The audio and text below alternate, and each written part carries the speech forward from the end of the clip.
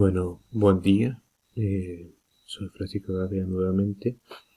Esta vez vamos a dar el seminario de una introducción a la prueba ergométrica graduada o comúnmente llamada ergometría.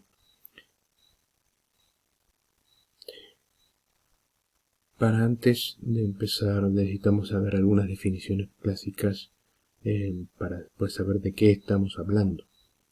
Para eso necesitamos conocer brevemente la fisiología del ejercicio.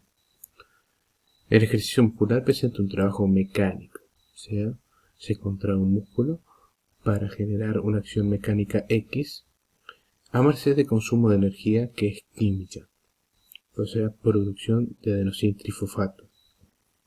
Esta producción de adenosín trifosfato, ¿sí?, se puede producir de manera anaerobia, ¿sí?, que produce muy poco ATP, solamente 2, y opera generalmente en ejercicios que se agotan rápidamente, de corta duración y los últimos momentos del mismo, ¿sí?, cuando nosotros hacemos anaerobiosis. Y la parte aerobia, que es lo más importante, que genera 36 ATP, cubre el 100% de los requerimientos de los esfuerzos habituales energéticos para hacer determinado ejercicio. Y este se mide por medio del consumo de oxígeno corporal. Para ello tenemos que empezar a hablar de lo que es el equivalente metabólico, o MET, que es muy comentado a quienes, o entre quienes hacen pruebas ergométricas. ¿Qué es el MET? Es la medida fisiológica que expresa el coste energético de las actividades físicas, ¿sí? Es el consumo de oxígeno generado por determinada actividad física por kilogramo de peso por minuto, ¿tá?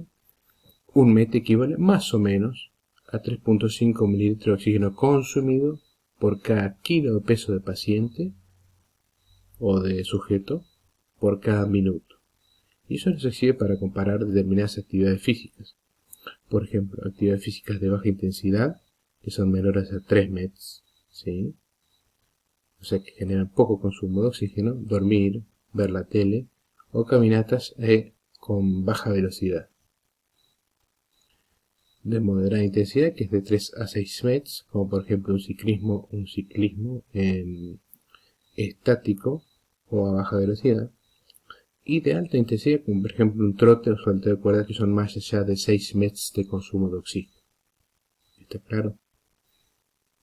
Más allá de cómo se obtiene, que se obtiene por el volumen minuto y la diferencia arteriovenosa de oxígeno, o sea, yo tengo que sacar oxígeno arterial y oxígeno de la vena del paciente y ver, ¿sí?, y ver cuánto desde el pasaje por los pulmones y la sangre arterializada y cuánto vuelve al corazón luego de que se gastó, cuánto consumió, sirve para certificar cualquier esfuerzo físico como múltiplo de esta unidad, ¿sí? Así nos permite comparar diferentes actividades deportivas.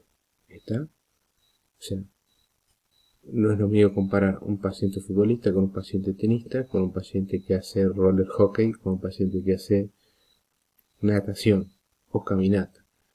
Pero eso sí, todas esas actividades se pueden comparar pasando todo a METs. Y si tiene una capacidad más allá de 10 METs, tiene una capacidad funcional máxima, el corazón anda perfectamente. Pero esto lo vamos a ver más adelante. Y también, además de hablar de METs, tenemos que hablar de lo que es el comportamiento de la presión y de la frecuencia cardíaca durante el ejercicio que nosotros realizamos. Durante el ejercicio se produce vasodilatación arteriolar de los músculos y de la piel, o sea, aumenta el aporte sanguíneo a los músculos. ¿Por qué? Porque los necesitamos para hacer el ejercicio. Y vasoconstricción de los órganos que no necesitamos en ese momento, por ejemplo, intestino delgado, intestino grueso, vaso y riñones. ¿Por qué no lo necesitamos? Porque no estamos haciendo la digestión, sino que estamos corriendo o haciendo algún ejercicio. Entonces, se prioriza el envío de sangre oxigenada hacia los, en este caso, órganos que lo necesitan, que son los músculos. Y en los territorios cerebrales y mecánicos siempre se mantiene. Hay territorios como el cerebro, el corazón y otros órganos como la retina en los cuales nunca, por más ejercicio que haga, baja el consumo de oxígeno. Siempre el aporte tiene que ser el cerebro, no se puede quedar sin sangre, el corazón tampoco. El resultado es que se reduce la resistencia vascular periférica, se incrementa el volumen minuto hasta 5 veces y aumenta la tensión arterial media hasta el 50%. Fíjense que hay una tabla aproximada de la presión arterial sistólica, la presión arterial media, el volumen minuto, la cantidad de sangre que circula por minuto y la resistencia de los vasos en reposo y en esfuerzo. Fíjense cómo la presión arterial sistólica sube hasta 210, la sistólica hasta 90, ¿sí? Hasta 100 puede subir también.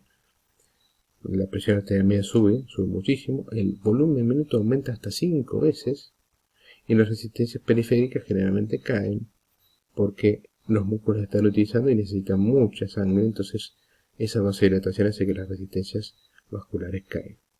Pero fíjese que es normal que la tensión arterial suba durante el ejercicio, dentro de parámetros normales. Y nosotros utilizamos la ergometría, y esto a título de comienzo, a título informativo, para desencadenar lo que se llama la cascada isquémica. ¿Qué quiere decir? Que el consumo miocárdico de oxígeno en reposo es alto, pese a aumento de la demanda, el corazón tiene que vasodilatarse para generar o para consumir más sangre y generar mayor volumen en minuto.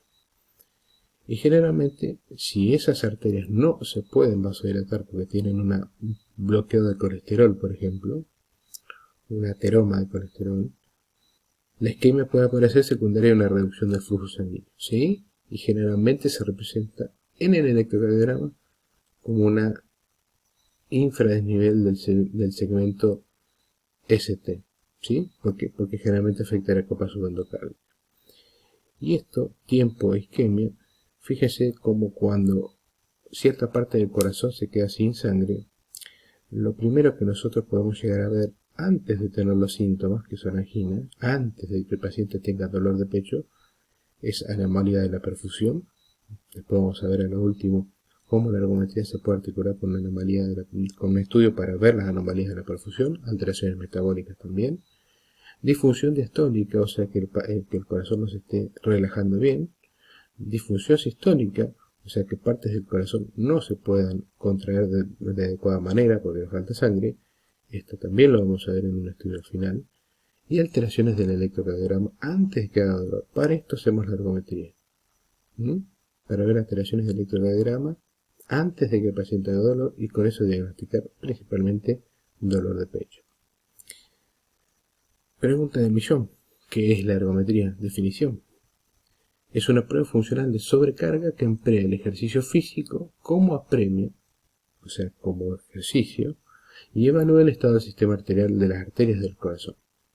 O sea, es una prueba de esfuerzo para poner al corazón a ver qué rendimiento tiene y a ver cómo le llega sangre al corazón.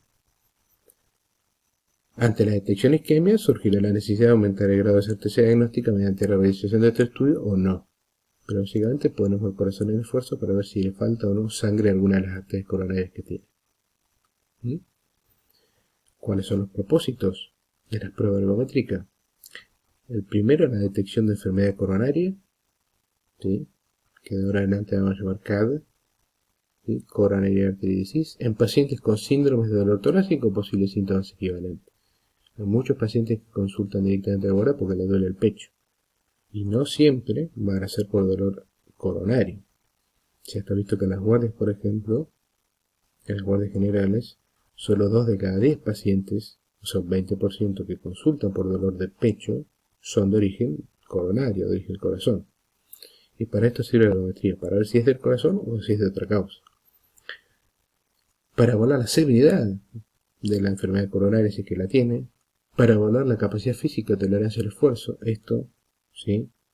En pacientes con insuficiencia cardíaca, por ejemplo, para evaluar síntomas relacionados con el ejercicio, pacientes que consultan por cuando hago ejercicio tengo palpitaciones, ¿sí? Y es que ver si esas palpitaciones son por que se queda sin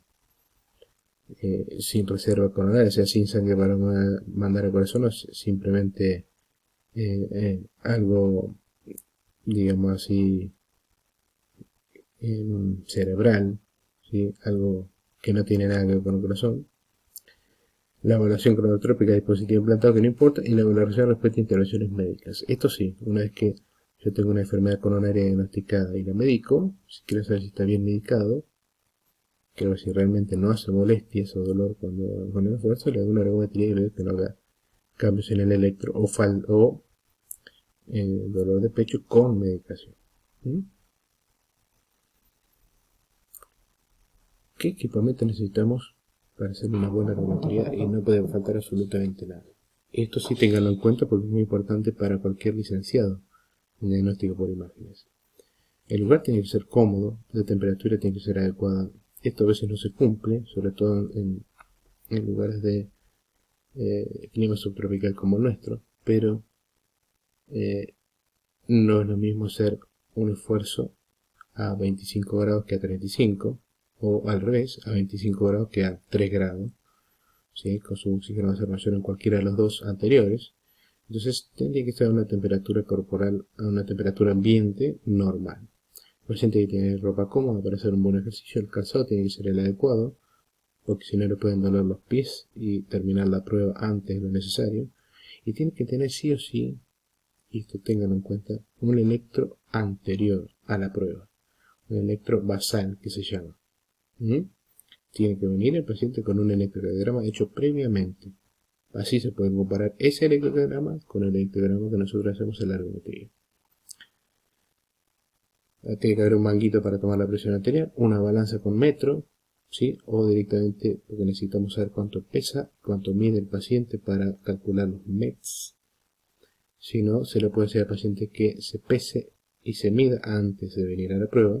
Lo ideal es tener una balanza con metro, 10 electrodos para colocarle al paciente, ya vimos en la clase de electro cómo se colocan, el cicloergómetro o el ergómetro, o sea, es el aparato que va a generar el esfuerzo, que vamos a ver que hay varios, cable paciente para conectar los electrodos a la computadora o al programa de ergometría, un carro de paro fundamental, carro de paro, ¿sí? Que tiene que tener un cardiofibrilador externo, tiene que tener drogas, tiene que tener un avocat para poner esas drogas, y el personal tiene que estar adiestrado para pasar esas drogas, ¿sí? Porque vamos a ver que la prueba no es una prueba extremadamente segura, pero no es exenta de complicaciones. Y algo como que el paciente se seque es opcional, se le puede decir al paciente que lo traiga también. Es bueno tenerlo, queda bien en su propio gabinete de ergometría.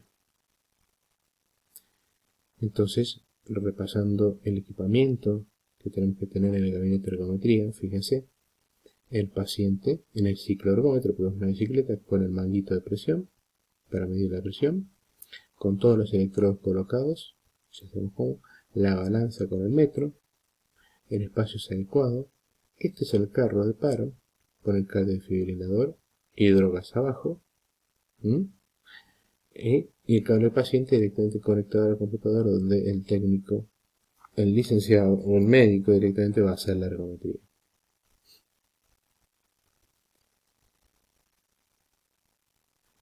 Yo les dije que los sistemas de ergometría o los aparatos que generan el esfuerzo de ergometría son varios, ¿sí? Uno de los más utilizados se llama esto cinta treadmill o cinta sin fin, ¿sí?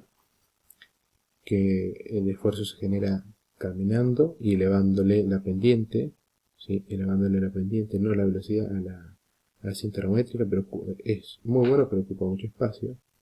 El cicloergómetro, este tenemos en el CERC, es una foto del cicloergómetro del CERC, donde nosotros le vamos subiendo directamente la carga ergométrica a la bicicleta y la vamos poniendo más pesada. Distintos tipos de cicloergómetro, este es el clásico cicloergómetro con pesas, donde se le van poniendo distintas pesas para equivaler a los METs. ¿Sí? Esto es una bicicleta de ergometría vieja totalmente útil, ¿sí? Se utiliza muchísimo esta bicicleta, es más, hay quienes prefieren esta bicicleta a las nuevas. Y por último, este que se llama tipo arm crank, que es una bicicleta para brazos, para manos, para hacer el cicloergómetro con las manos sentado. Hay pacientes que generalmente con hernias que no pueden hacer esfuerzo con los miembros inferiores por distinta patología o no los tienen. Y también tenemos que diagnosticar la enfermedad coronaria en ellos. Y para ello generamos el esfuerzo ciclando con las manos, ¿sí? Este no se utiliza mucho, pero sería bueno que en un gabinete ergométrico tengan la posibilidad de hacer arm crank.